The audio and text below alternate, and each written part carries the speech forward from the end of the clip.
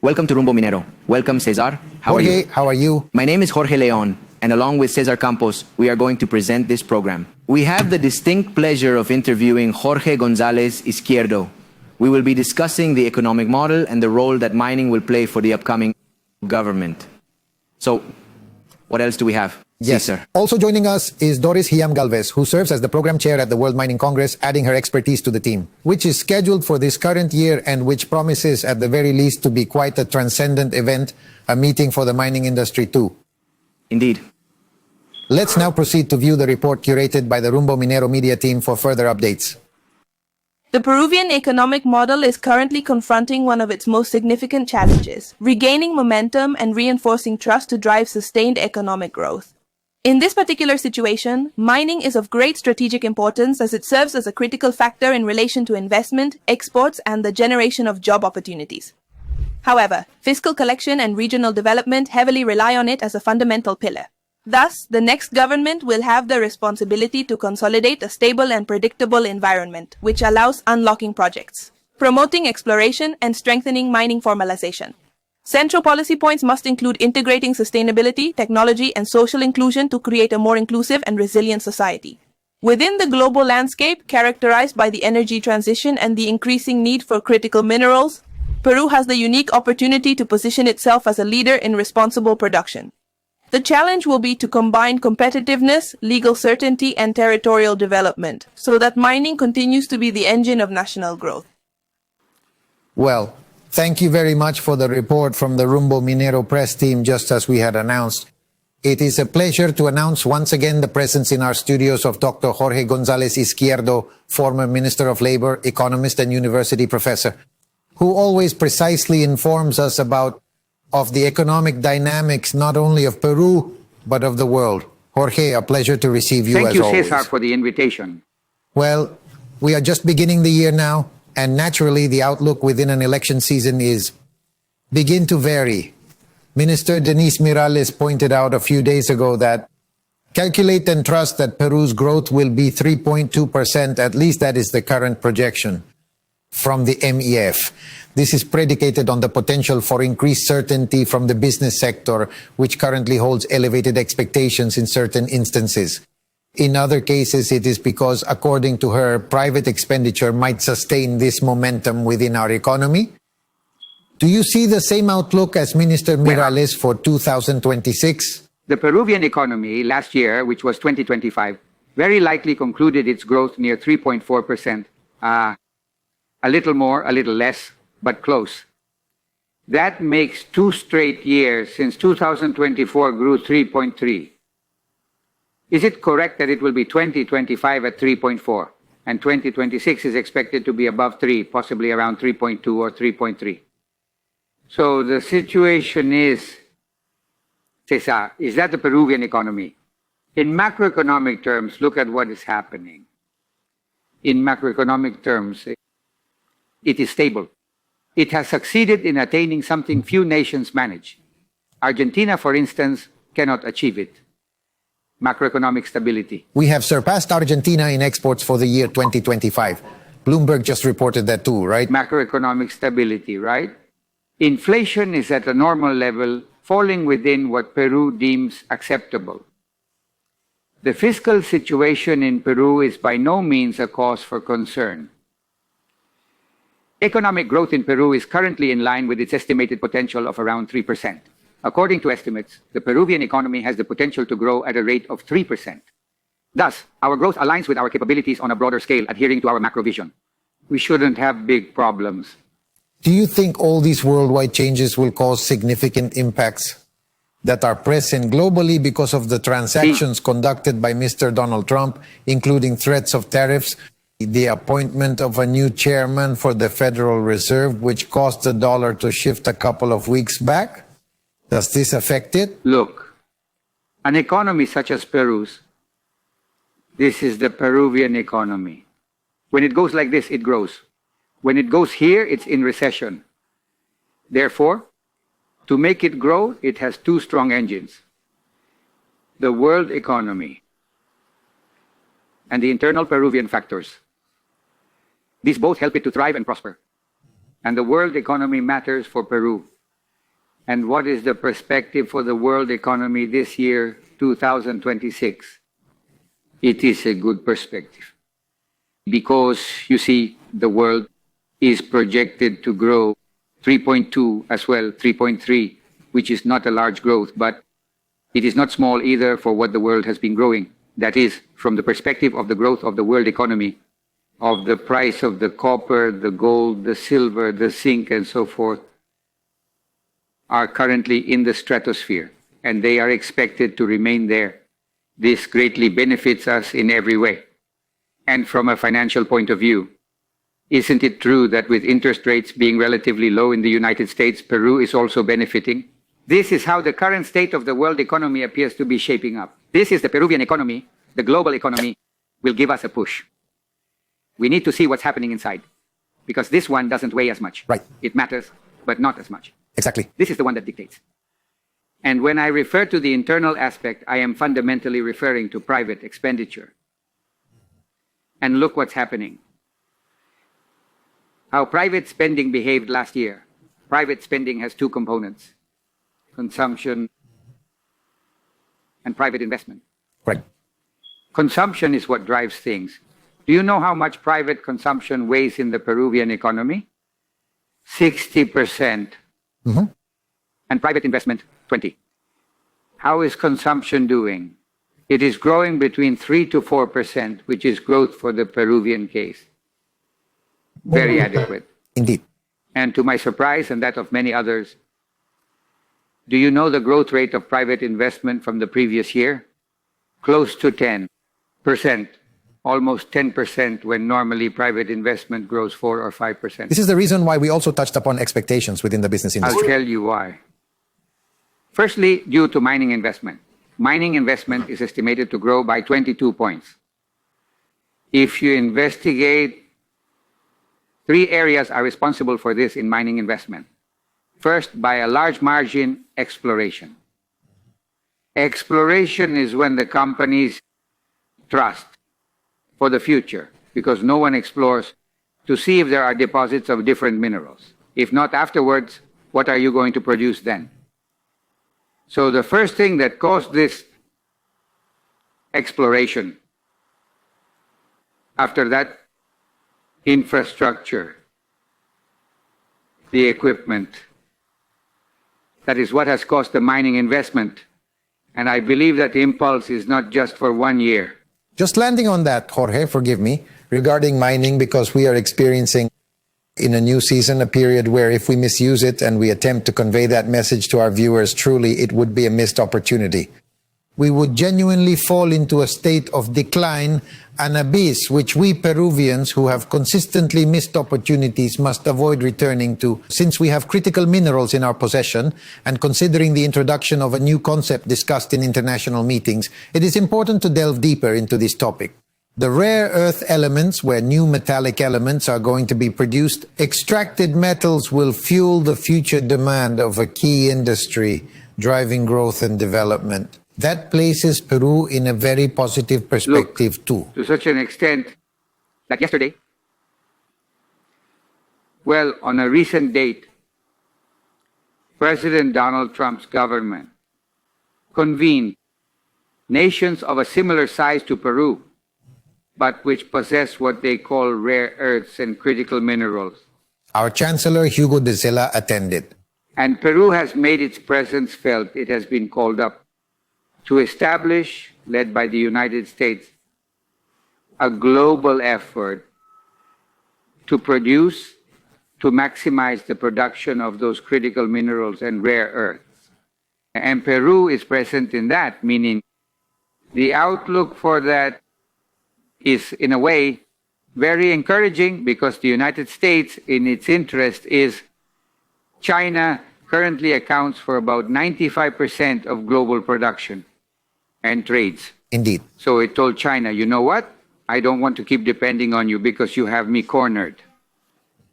I'm going to build my very own supply chain for rare earths and critical minerals established with allied countries.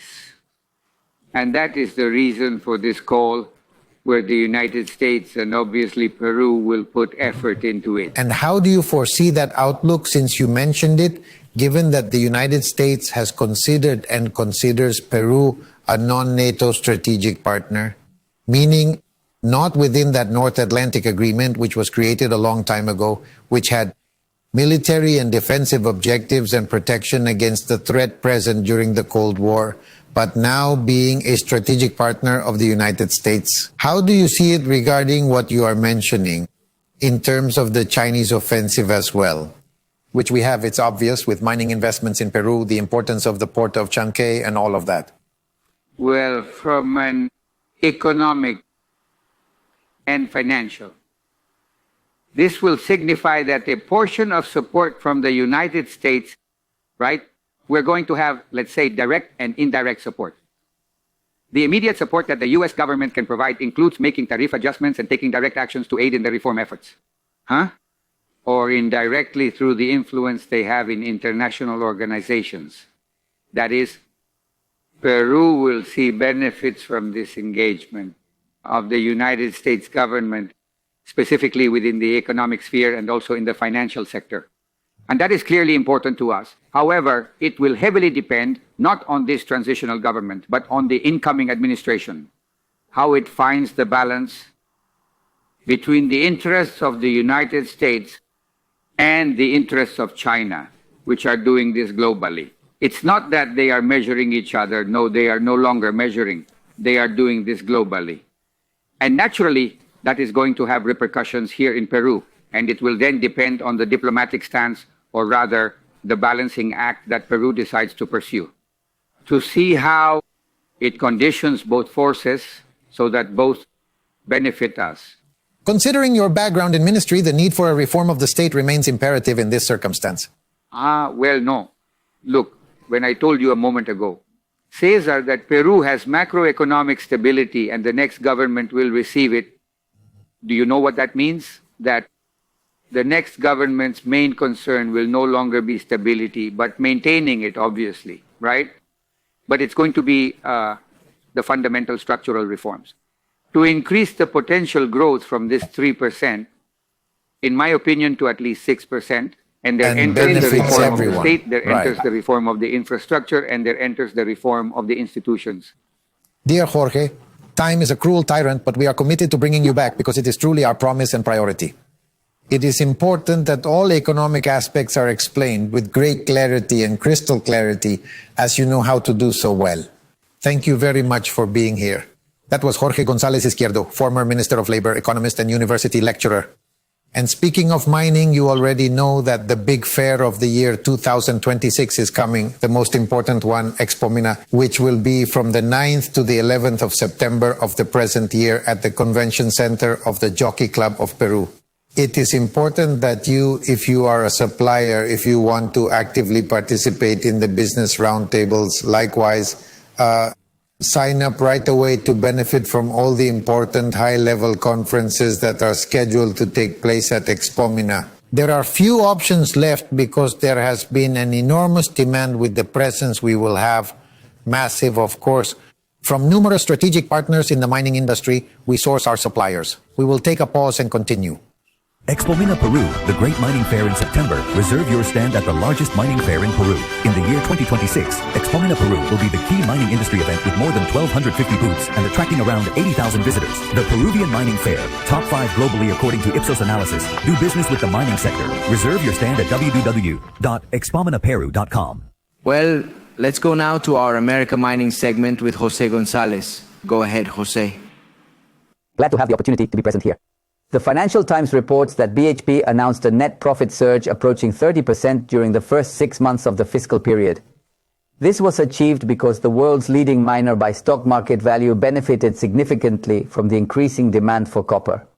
The Australian group's revenue rose 11% year-over-year for the semester ending December 31st, reaching $27.9 billion, whereas the profits belonging to the shareholders saw a 28% increase, totaling $5.6 billion. These outcomes exceeded what investors anticipated, leading to an 8% surge in the share price following the announcement. BHP also finalized an agreement amounting to $4.3 billion with the Canadian company Wheaton Precious Metals for the supply of silver originating from the Antamina mine in Peru, looking to benefit from the metal's strong price increase. This agreement is the largest for the so-called precious metals transfer, where mining operations make agreements to sell gold and silver as byproducts of their main work. This development happens while the quotations for both gold and silver have increased significantly, even amidst considerable market volatility. The Financial Times reports that Mike Henry, the chief executive officer of BHP, affirmed that his group's results marked a significant milestone. For the first time, copper made the biggest contribution to its earnings, breaking records. Constituting approximately 51% of the preliminary earnings prior to depreciation and amortization costs incurred. EBITDA, which stands for earnings before interest, taxes, depreciation and amortization, is equivalent to BHP's operating income. Copper is spearheading the expansion of the worldwide mining industry, driven by the needs of the energy sectors and the rise of electromobility, to which the digitalization of the economy is added, and defense. Coinciding with BHP, the Chilean miner Antofagasta, which is listed in London, also reported record profits for the calendar year, with profits in operational terms an EBITDA increase of 52%, reaching $52 billion for the entirety of 2025, fueled by higher prices for copper and gold. The rise in copper exposure proved fundamental to BHP's unsuccessful endeavors to take over Anglo American, and it was precisely the same situation regarding Rio Tinto's own failed bid to acquire Glencore. During a recent briefing, Henry, according to the report from the Financial Times, mentioned that BHP was not currently feeling a strong urge to actively pursue further takeover opportunities. Instead of mergers and acquisitions, BHP has resorted to smaller deals. In order to uphold its status as the leading global copper producer, the company made strategic moves like buying Australia's OC Minerals and investing in the Chilean project, Vicuña. The Canadian company Lundin Mining, which owns Vicuña together with BHP, has announced that the project in Chile is advancing rapidly with plans to invest $7.1 million in an initial phase development. According to the Financial Times, Henry mentioned that various projects have provided significant reinforcement. After announcing its growth projections, BHP sparked interest in the market, planning to produce as much as 2.5 million tons of copper per year by the middle of the decade of 2030. Moody's Ratings has pointed out that copper has established itself as a robust source of profit for the Australian firm. The Financial Times notes that Moody's maintains that BHP has raised its copper production forecast at a time when the market offer has been withdrawn, thereby favoring increased future cash flow, since the rise in volumes aligns with tighter market conditions. In effect, Fascinating subjects discussed. Grateful to José Gonzáles of Wall Street, New York for his insights and contributions. Representing Rumbo Minero, the international editor for Rumbo Minero magazine. You are able to download this particular publication at no cost by navigating to www.rumbominero.com, and upon entering, you will receive an update every 45 days. All this great mining sector information, worldwide and Peruvian, of course. We will go to a commercial break and return. The scheduling of the World Mining Congress program has been announced well in advance. It will be held this year, and we are connected from Vancouver, Canada, with Doris Hiam-Gálvez, who is in charge of leading this program. Doris, we are pleased to have you on Rumbo Minero. Thank you for inviting me to your channel. Undoubtedly, this World Mining Congress, is set to occur at a pivotal juncture for the entire global mining sector. What is the challenge of this Congress from your perspective? Now, Congress reaches a historic moment. Mining has never been as necessary as it is today. The theme for the Congress is Mining for the Future, since the industry is tasked with addressing one of our generation's most significant challenges, supplying the minerals needed to power the planet with electricity. Okay, let's take the copper. Developing a project can take 20 to 30 years, and we don't have that time. We probably have 10. We are going to confront a crucial disparity between the demand and the supply beginning in the following year. and that is why the Congress will focus on how we can get double what we currently have, and reduce the project timeline by, for example, half. Exactly. All of this within the pillars of trust, transformation, and technology. Certainly, Doris, the energy transition demands accelerating mining projects that sometimes take up to 30 years to implement. How can the industry manage to produce more, faster? We're not going to achieve anything by doing more of the same, just faster. The way forward is to profoundly change the way we design projects. Projects integrated early into the region's economic, environmental, and social ecosystem. Establish the foundational prerequisites necessary for the project to succeed right from the outset. Placing the right individuals in the appropriate positions. Working with master builders, and above all, building bridges before they are necessary. In Congress, we have Ben Freiberg, the world authority on mega projects from Oxford University, leading 3 panels. The first, the good, the bad, and the ugly. Then, how excellence looks in projects, and then how we get there. Doris, what role is it that our country, Peru, should and is able to play regarding the worldwide supply for this specific period of energy transition? Peru has the minerals. Our mission is crucial in electrifying our planet for a strategic purpose. And we have the people, the youth, who are super talented, proud, and love mining. I think we can take on a super key role, especially in this Congress at this historic moment, and it all starts in Peru. A new movement to shape the industry of the future. Who are some of the speakers that we can expect to see at the upcoming World Mining Congress, Doris? It would be great to have a preview of the lineup.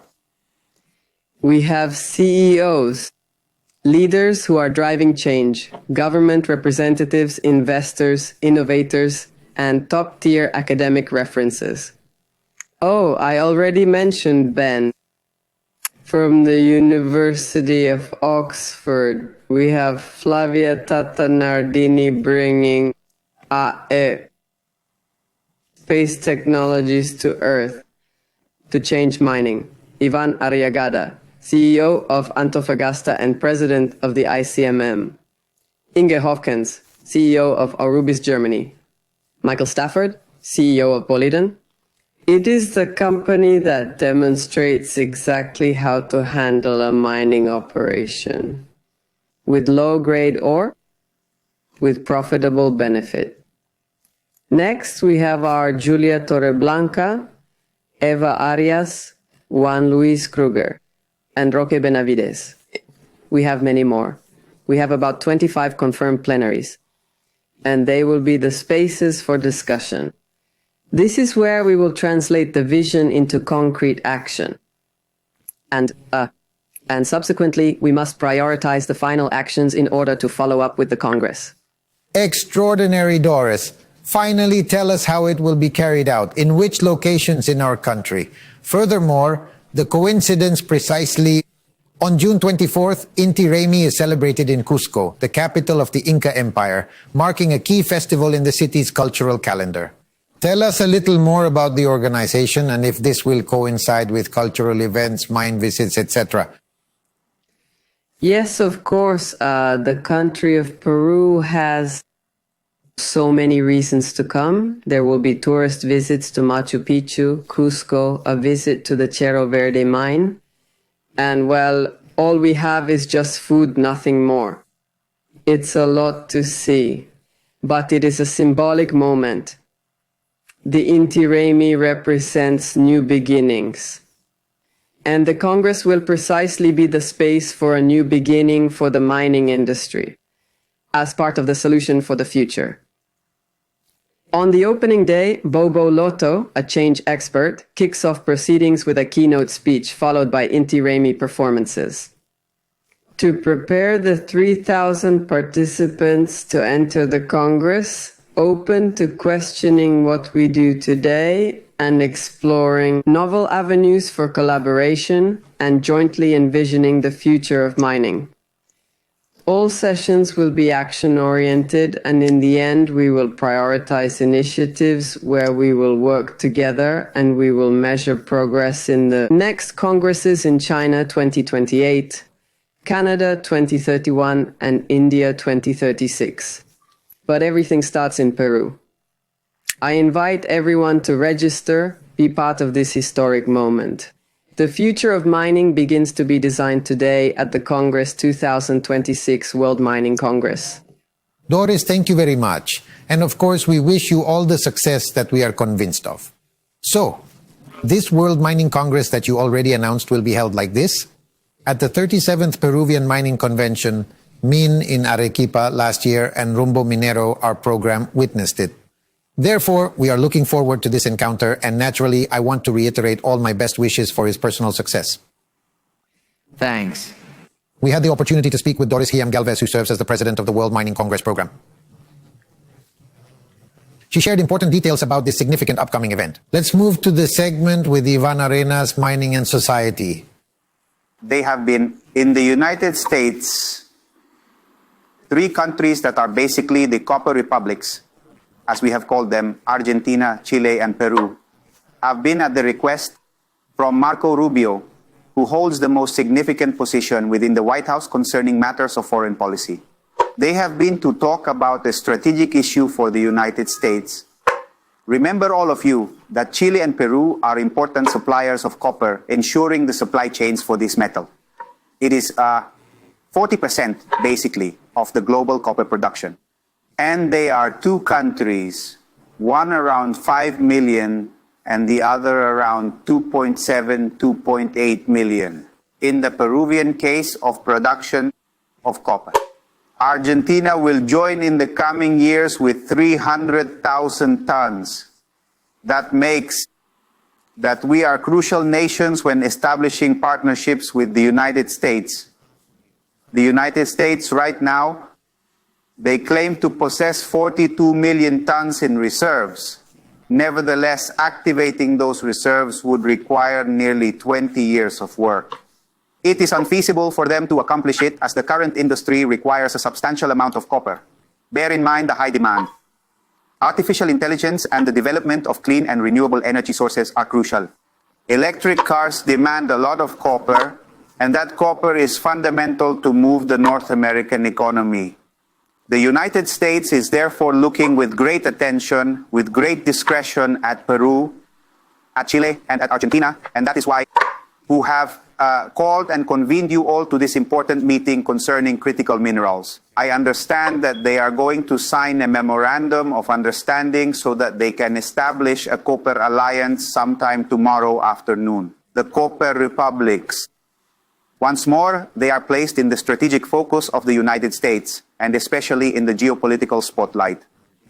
Peru is becoming a country that is once more appealing to the United States, and Chile evidently already is. Argentina, which is a partner, an ally with Milei, too, is turning into a strategic partner for the United States for the provision of supply lines. Very important, and pay attention to the steps that will be taken in the coming months regarding the relationship we will have with the United States. We will be delving deeper into this topic over the next few weeks. Thank you. Well, reaching the end, it is important that Peru hosts it. Following so many years since this World Congress of Mining, which is a congress that I believe puts us Peruvians in an important position. I believe there are worthwhile discussions to debate the nature of Peruvian mining, Peruvian. So, Jorge, we are also awaiting the insights of the distinguished economist, professor, former Minister of Labor, Jorge González Izquierdo, whose expectations we value greatly. I have had the opportunity to interview and who points out that in reality, the world is benefiting us with this economic dynamic. Promoting high mineral prices benefits our economy, supported by strong macroeconomic fundamentals.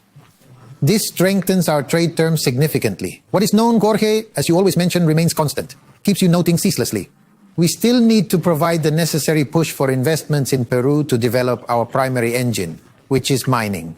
Indeed, Rumbo Minero is here to address these crucial topics and emphasize the importance of nurturing our mining industry. Let's unite our efforts to safeguard and strengthen this vital sector. In order to legalize all the portion that remains unlegalized or is stuck in a semi-legalized reinfo status, we must address this problem urgently. It's crucial to find a resolution in calm, moderate ways. Thank you, as ever, for your presence. We are truly grateful, Cesar. Your support means a lot to us. Thanks, Jorge. My name is Jorge Leon, and I have been collaborating with Cesar Campos to support you. And we await you on Willex Saturdays at 8:25 in the morning. Thank you very much.